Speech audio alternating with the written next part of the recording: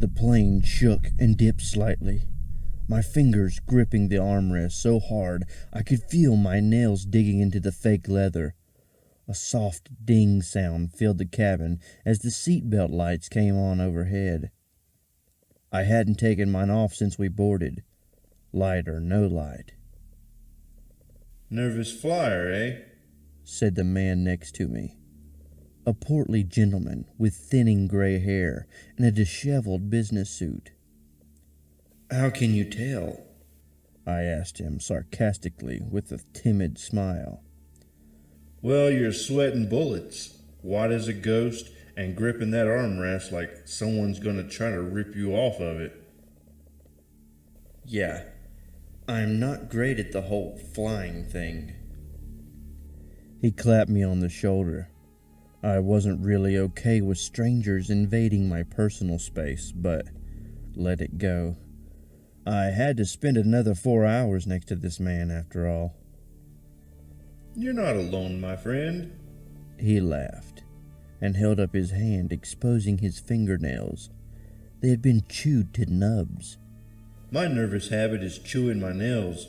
Every flight I wear them down to nothing." I smiled and nodded, doing my best to look friendly.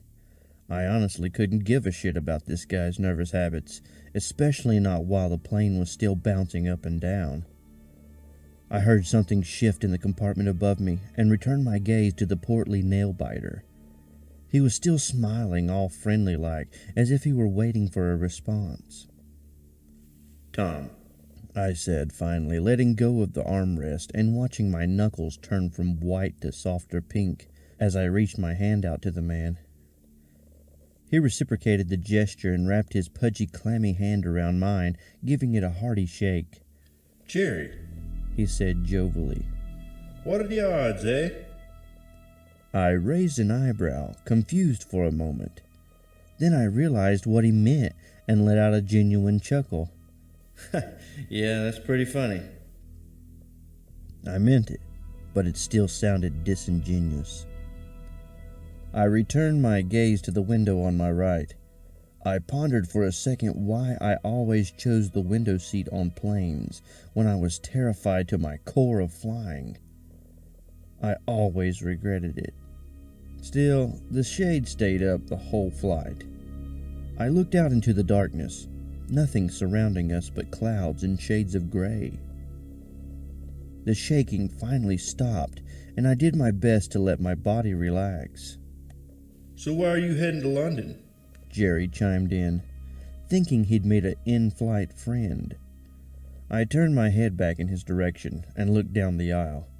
The flight attendant was still rows and rows away from me. I needed a drink bad. "Job interview," I said. "I've always wanted to move overseas and—" The plane shook again, hard this time. I watched the flight attendant lose her footing a bit and nearly knock her drink cart into one of the passengers. The lights were dimmed in the plane's cabin, and I could swear I saw a flash of green light as the plane shook.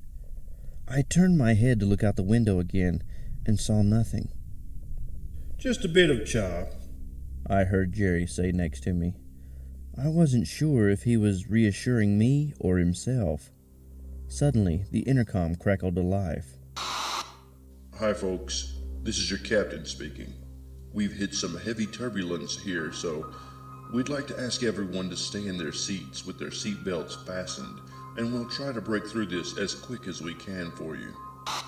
My hands returned to the armrest, and I watched Jerry sink his teeth into his thumbnail. The intercom came on again. "All flight attendants to their seats, please." I watched as the flight attendants did their best to calmly walk to their seats in the forward and back sections of the cabin and buckle up. None of them looked nervous though, so I did my best to try not to panic. The plane continued to shake. The dim overhead lights briefly flickered as the plane took a dip that made my heart fly up into my throat. "Just a little chop," I heard Jerry repeat, now convinced that he was certainly talking to himself. I thought to myself how much I would have preferred not to have a fellow flying phobic person sitting next to me in that moment. I moved my attention from him back to the window. Neither was a good option, but I really couldn't watch Jerry freak out right now. As I stared out into the dim moonlit sky, I saw something. Only a brief glimpse, but whatever it was massive and drenched in shadow. I caught only the tail end of it before it dipped below the clouds and out of my sight.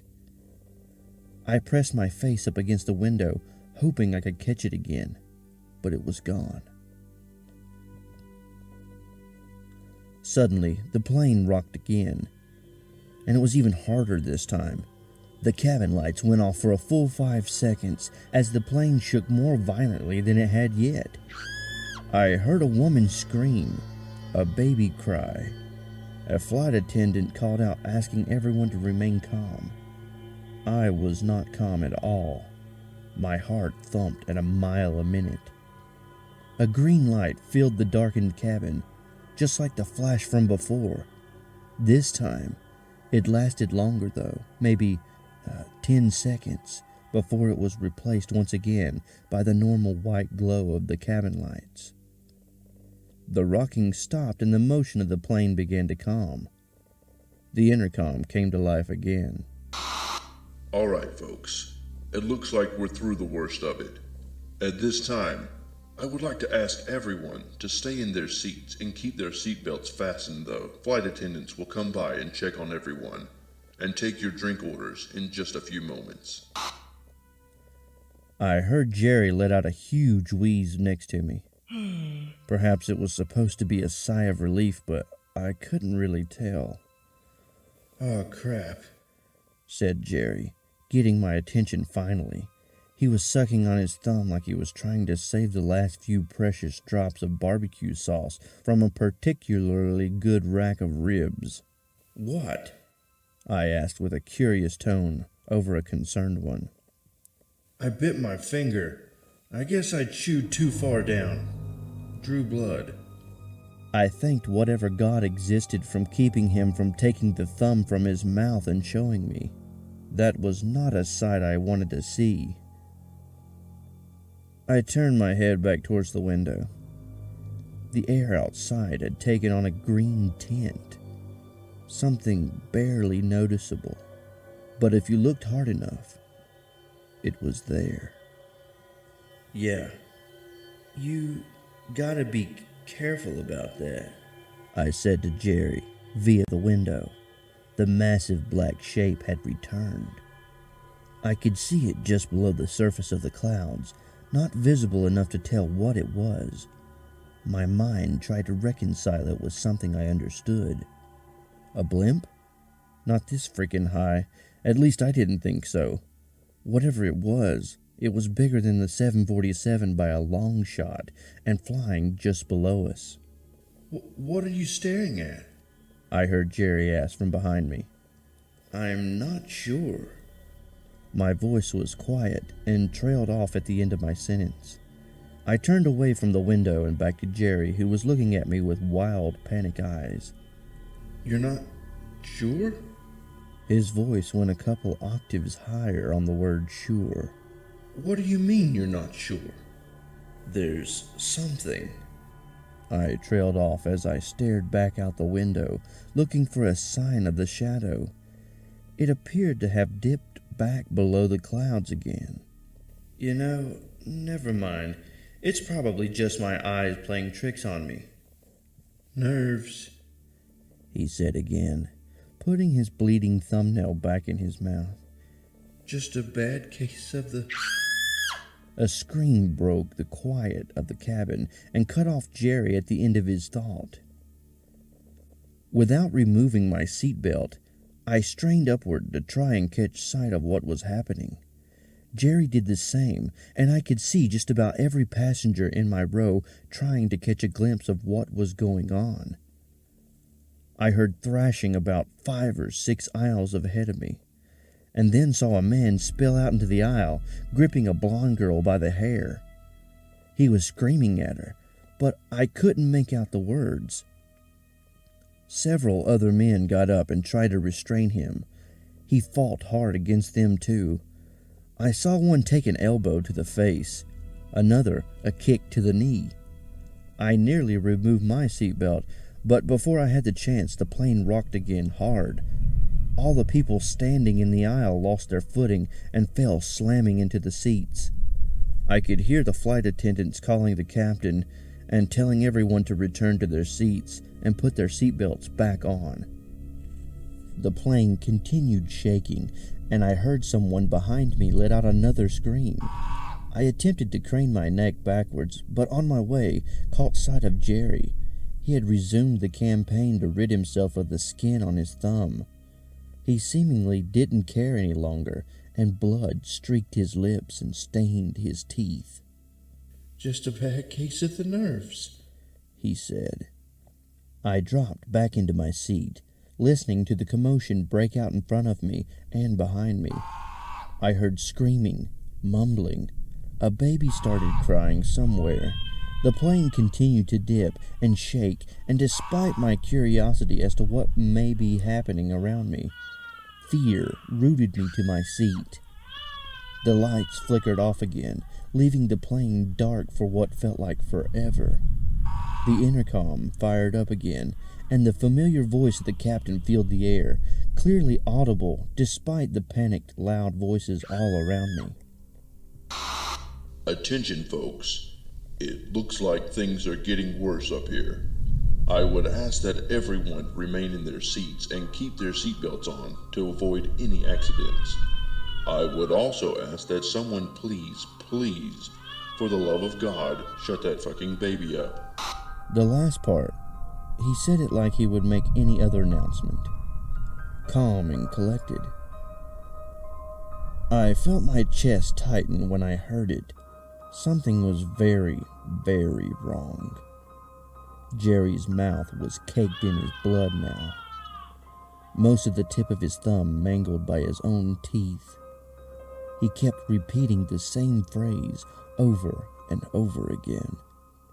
"Just a bad case of the nerves."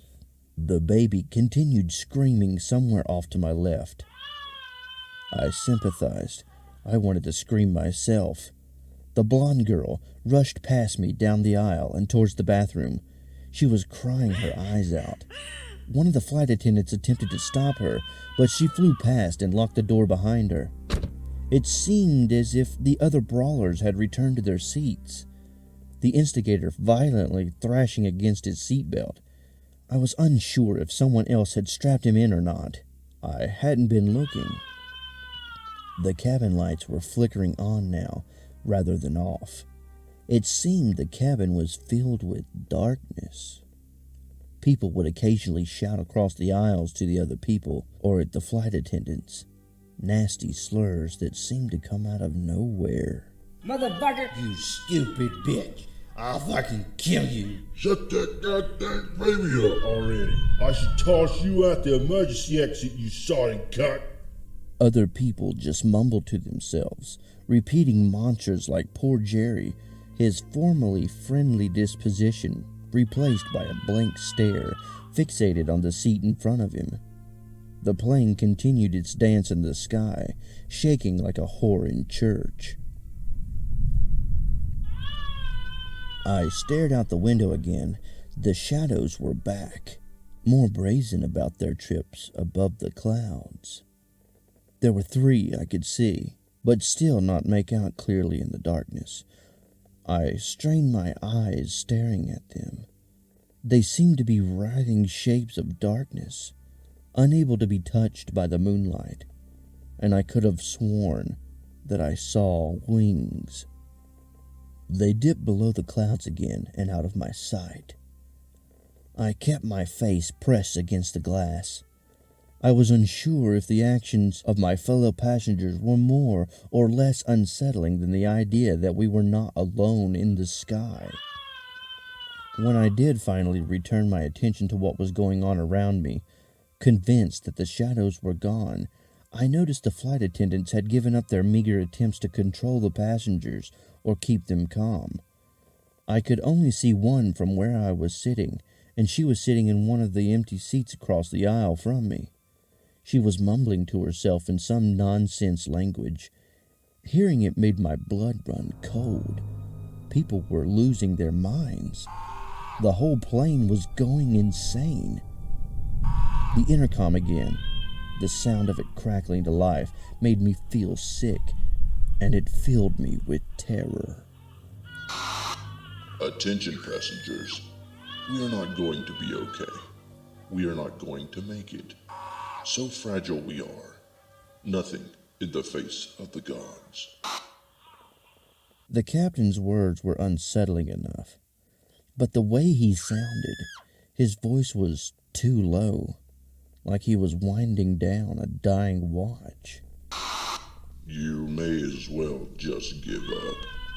Just tear each other apart for all I care. Just tear. Just eat each other. His voice, robotic, droning and hopeless. As the intercom clicked off, the panic and insanity that erupted around me was nothing short of chaos. It was as if this was all lying just beneath the surface of most of the passengers, and they were just waiting for the go-ahead to start brutalizing each other. The screams still ring in my ears. It was the sound of death reaping dozens of people at once. I shrank in my seat, hiding behind Jerry as best as I could. He still sat blankly, staring at the seat back in front of him, repeating those same words with blood dripping down his chin, the bone at the tip of his thumb exposed. Just a bad case of the nerves. Just a bad case of the nerves. In the distance, the screaming baby was finally silenced. An eruption of laughter came forth like a wave, followed by more screams. I heard more muttering and gibberish, like some alien language I could barely recognize as speech, followed by more screams of terror. I saw a few people like me, some trying to run for the restrooms to lock themselves in, others shrinking in their seats in an attempt to avoid the madness. I watched as the flight attendant across from me was tackled in the aisle right next to me. She reached out her hand, her eyes begging me for help, as she was pinned down by an aging Japanese businessman. He sunk nicotine-stained teeth into her throat, cutting off her screams, and tore loose as much flesh as he could fit in his mouth. They were literally eating each other. Another flash of green filled the cabin. The plane struck turbulence again. Some people screamed in absolute terror. Others cheered. I wasn't sure in that moment if the insane were praying that this plane go down into the ocean or the sane were. I looked away, back out the window. That window. I wish I hadn't. I wish I had just shut my eyes. Hell, I wish I had run out into those aisles and let the lunatics tear me apart. Instead, I decided to one more time look out that damned window. I saw the things again. This time, not dipping below the clouds or disappearing from my sight. They were right next to the plane, keeping pace. The sounds around me seemed to vanish as I looked at the horrid things fly alongside us.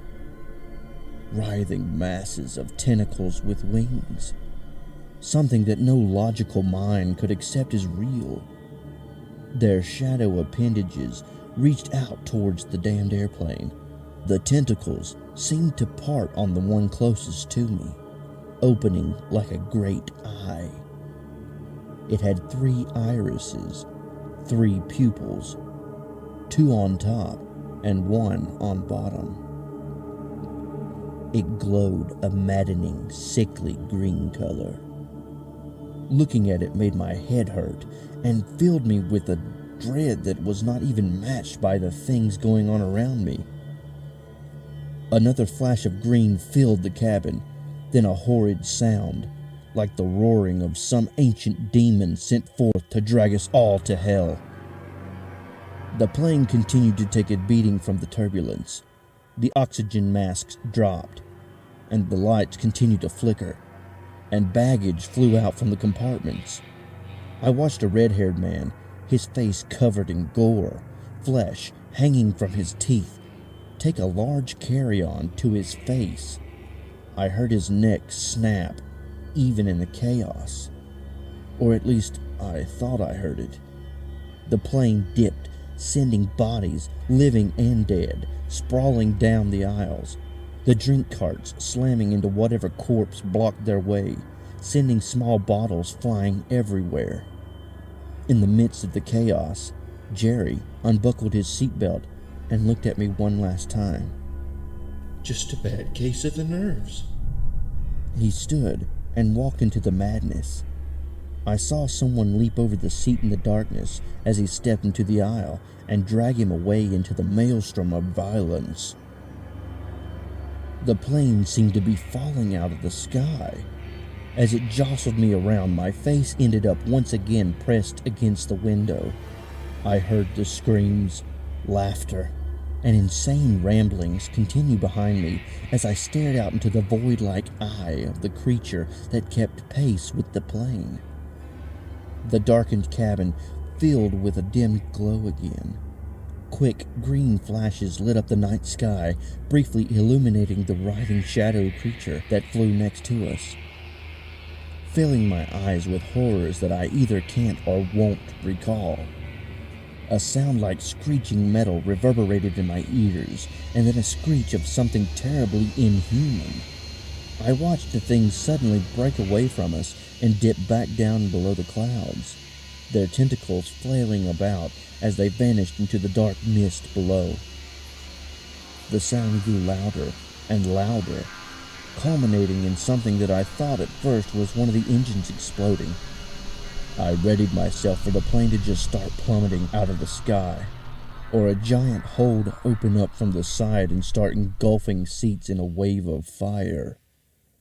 Instead, the insanity that had filled the cabin for what felt like hours ended even more abruptly than it had arrived. The gibbering, mad speaking, the screams of pure lunacy, the laughter of people going mad, all gone. Replacing them were calls for help, screams of terror, and people sobbing uncontrollably. Even the plane itself seemed to be loosed from the grip of whatever had taken hold of us, starting to right itself. The cabin still shook, but no more than you would expect from normal turbulence. I heard the intercom come to life once more. This time, I could barely make out what was being said of the sounds of the other passengers screaming for help or out in pain. It wasn't the voice of the captain anymore, though, and I shuddered to think of what happened to him. I guessed the co-pilot had taken over the flight. He talked about getting us on the ground as soon as possible. He talked about tending to the wounded. He asked the flight attendants to sound off so he could know how much of his crew was alive or injured. I was frozen, catatonic. Once we finally landed in London, even as the plane filled with medics in hazmat suits, doctors, and cops, I sat there, incapable of moving from my seat, my seatbelt still firmly fastened, as if it were the only thing keeping me from plummeting into madness. When I was finally pulled from my seat, I screamed. It was all I could do, just scream and scream and scream, until I blacked out.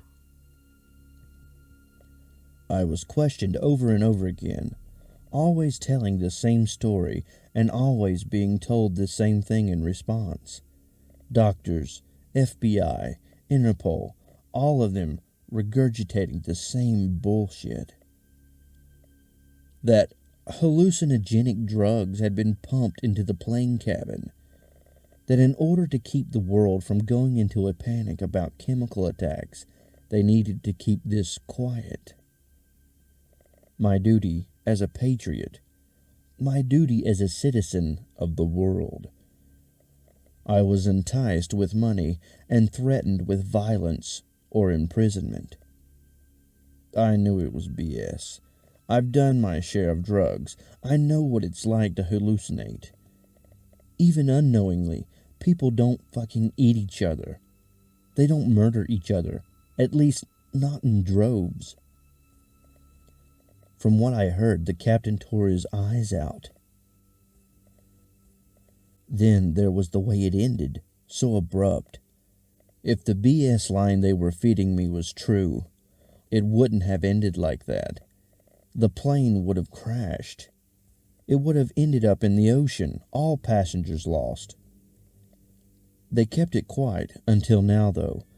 Honestly, I just don't care anymore. I don't care about the payoffs or my duty as a patriot. I just want the nightmares to end. I don't want to hear the screams anymore. I want to sleep. Dear God, I want to sleep so badly. First, I need to tell you, though. I need people to know. There is something out there, something above the clouds. I don't know what it is. My brain can hardly handle the memory of it even, and my words do no justice to the horror I witnessed. Before I leave this world, though, leave it at the end of a rope, I need to warn others. Watch the skies. And if you're flying, I wish you the best of luck.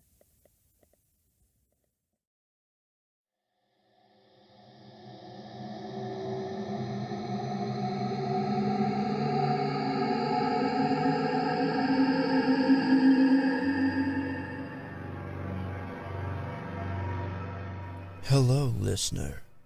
If you've made it this far, why not follow me on Twitter at CreepyPastaED? Don't forget to click the link to subscribe, if you dare. And if you have a creepypasta or any chilling, creepy, spine-tingling story you want to be heard, send it to CreepyPastaED@gmail.com. Look me up on the CreepyPasta Amino app. And remember, Don't fall asleep.